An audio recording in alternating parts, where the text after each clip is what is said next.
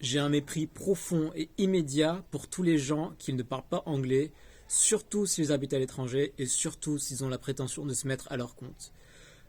La raison pour tout ça, elle est très simple. Apprendre une langue étrangère ou parler une langue étrangère, l'anglais ou n'importe quelle autre langue, ça demande des compétences très particulières et ça traduit profondément la personnalité de la personne. Ça demande d'abord de la persévérance. Ça veut dire que vous n'allez pas y arriver du jour au lendemain. Vous allez devoir persévérer sur une longue durée, des semaines, des mois, pour certains des années. Ça demande aussi d'être un minimum régulier. Si vous travaillez une fois par semaine ou une fois toutes les 2 semaines, vous n'allez jamais y arriver, ou alors vous allez progresser de manière hyper lente.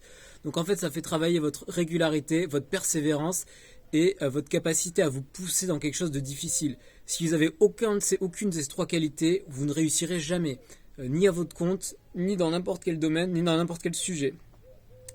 Le problème avec les gens qui apprennent pas les langues, c'est pas qu'ils se disent que c'est des putains de faibles, médiocres, sans volonté, sans régularité et sans aucune volonté pour faire ça, c'est qu'ils vont se passer plus de temps à se trouver des excuses plutôt qu'à mettre leur énergie dans l'apprentissage.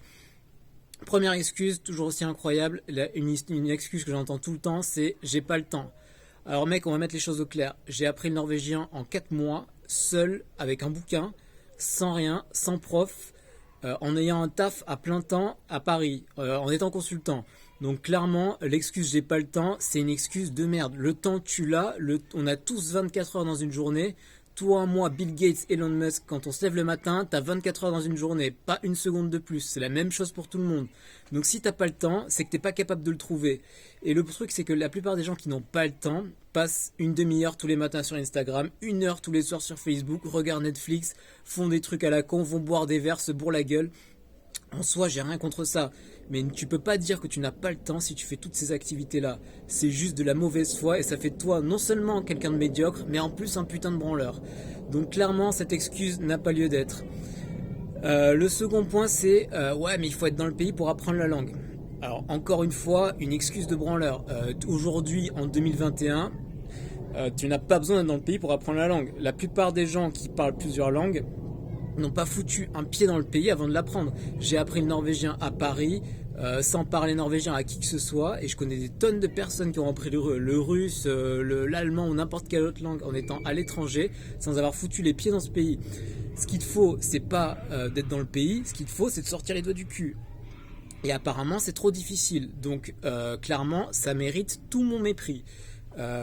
D'autant plus qu'aujourd'hui, on est quand même en 2021, tu as accès à des tonnes d'applications. T'as YouTube avec des vidéos partout.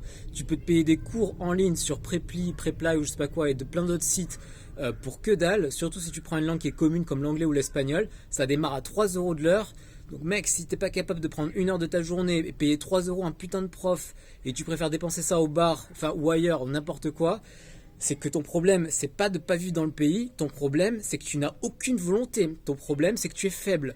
Donc à partir de là, excuse médiocre. Et le dernier, donc les excuses qui ressortent, donc c'était bien ça, c'était j'ai pas le temps, il faut être dans le pays. Ou alors, le dernier excuse qui est incroyable, je l'entends tout le temps, mais c'est vraiment incroyable, c'est de dire ouais, mais toi, t'es bon en langue. Pour ma part, je parle 6 langues. Est-ce que je suis bon en langue? Non. Est-ce que je travaille? Oui. Est-ce que ça a été un travail régulier pendant des années sur des tonnes de domaines? Oui, clairement. Je me suis pas réveillé un matin et j'étais polyglotte. Ça s'est pas passé comme ça. Tous les jours, je travaille, un petit peu tous les jours. Ça te demande pas de travailler énormément, t'as pas besoin de passer ta journée à apprendre une langue, de toute façon t'auras pas l'énergie pour. Mais si tu passes ne serait-ce qu'un quart d'heure tous les jours, et vraiment tous les jours à apprendre une langue, tu vas t'en sortir et tu vas progresser. C'est exactement ce que j'ai fait avec le norvégien.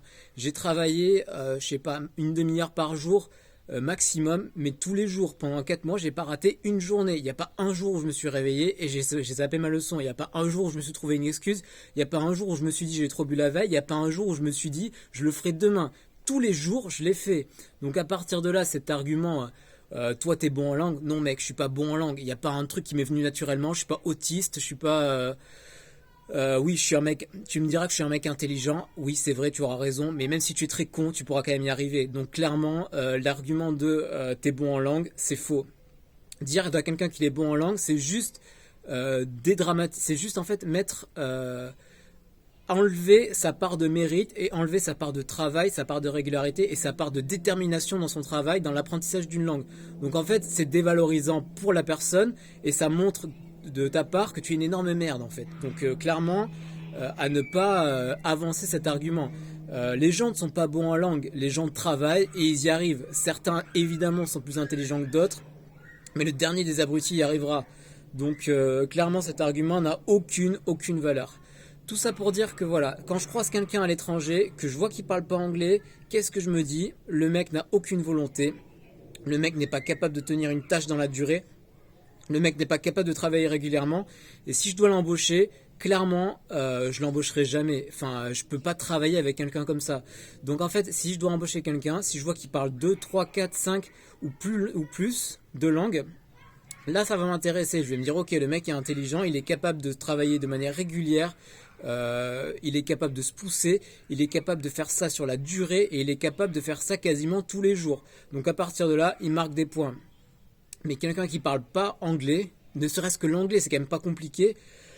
Là, clairement, il a tout mon mépris et jamais je pourrais envisager d'avoir de l'estime pour lui en fait. Du moins, pas avant qu'il parle anglais correctement. Si tu es d'accord avec tout ça, je te laisse me mettre un petit pouce blanc en bas de la vidéo. Et sinon, bah tant pis.